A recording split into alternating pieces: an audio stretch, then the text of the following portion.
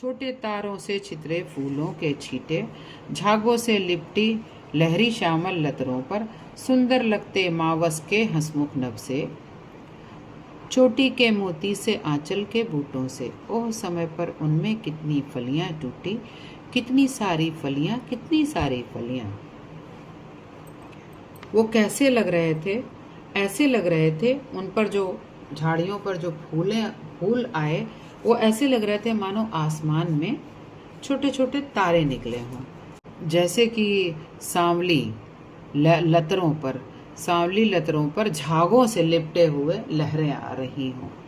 बहुत सुंदर लगते थे अमावस के हंसमुख नभ से। जैसे अमावस का हंसमुख मतलब तारों से भरा जो आकाश होता है, इसमें चंद्रमा नहीं होता है, वैसे सुंदर लग रहे थे छोटे छोटे फूल। या कि ऐसे लग रहे थे कि किसी ने चोटी में मोती टांक दिए हों या आंचल में छोटे छोटे बूटे बना दिए हों। इसके बाद ओह समय पर उसमें कितनी फलियां टूटी। इसके बाद समय के साथ साथ उनमें कितनी सारी फलियां आईं, बहुत सारी फलियां आईं, कितनी सारी फलियां आईं। यानी वो फसल से लद गया पेड़। यह धरती कितना देती है, धरती माता कितना देती है अपने प्यारे पुत्रों को। नहीं समझ पाया मैं उसके महत्व को, बचपन में छी स्वार्थ लोभवश पैसे बोकर।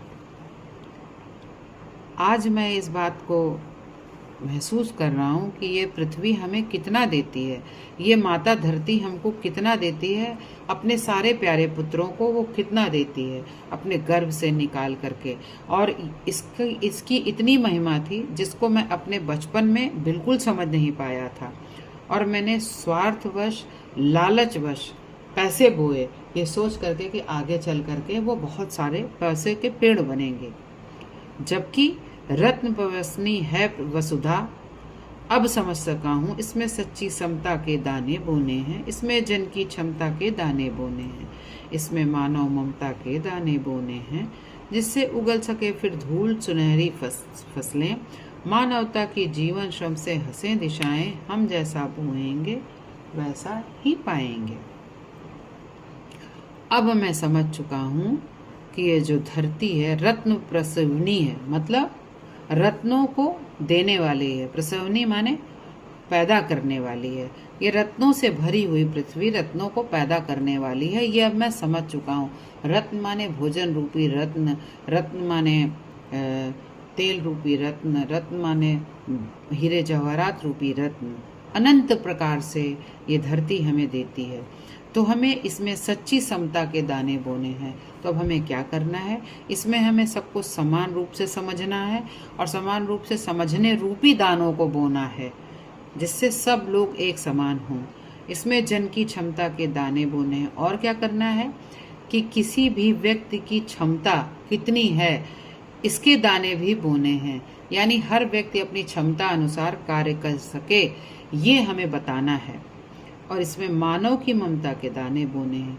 इसमें एक मानव दूसरे मानव से प्रेम कर सके, ममता कर सके, ऐसे बीज भी बोने हैं इस पृथ्वी पर, इस धरती पर। ऐसा होने के बाद क्या होगा? ऐसा होने के बाद होगा कि जिससे जो ये जितने सारी समता, क्षमता और ममता हैं, इन सब की सुनहली फसलें उग सकें और मानवता की जीवन श्रम से हंसे दिशाएं, जिससे कि जो हमारे जीवन में जो हमारी मानवता है उसमें लगे कि जैसे वो मुस्कुरा रहा है। मानवता यानी एक दूसरे की सहायता करना, एक दूसरे से भाईचारा रखना।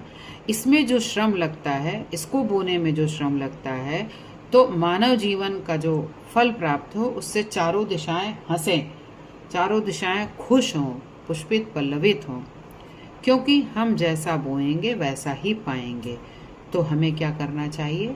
हमें प्रेम बोना चाहिए, हमें निस्वार्थता बोनी चाहिए, हमें आदर बोना चाहिए, हमें ममता बोनी चाहिए।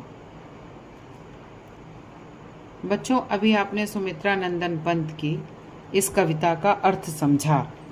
कवि का आशय यह है कि हम सबको अपने स्वार्थ को पीछे रख के निस्वार्थ भाव से जो प्रकृति हमें देती है उसे ग्रहण करना चाहिए और उसे न खुद रख करके बाकी सब लोगों में भी बराबर बांटना चाहिए, जिससे मानवता का कल्याण हो सके और मानवता का विकास हो सके, हर आदमी को हर चीज प्राप्त हो सके। सुमित्रानंदन पंत जी को सुकुमार कवि भी कहा जाता है, क्योंकि ये कोमल कल्पनाएं करते हैं। अभी आपने इनकी कविता में इसको देखा कि कैसे उन्होंने एक छोटे से लोभ से कैसे एक बड़ी मानवता की बात की है। यहीं पर अब हम इस कविता को समाप्त करते हैं। और बच्चों, इसके अर्थ में आपको समझने में यदि कोई परेशानी हुई हो तो आप कमेंट में इसका अर्थ पूछ सकते हैं, और अगर आपको इसका अर्थ समझ में आया हो, समझाने की प्रक्रिया समझ में आई हो, तो प्लीज़ लाइक, सब्सक्राइब और शेयर ज़रूर करें। अब मिलते हैं अगले वीडियो में।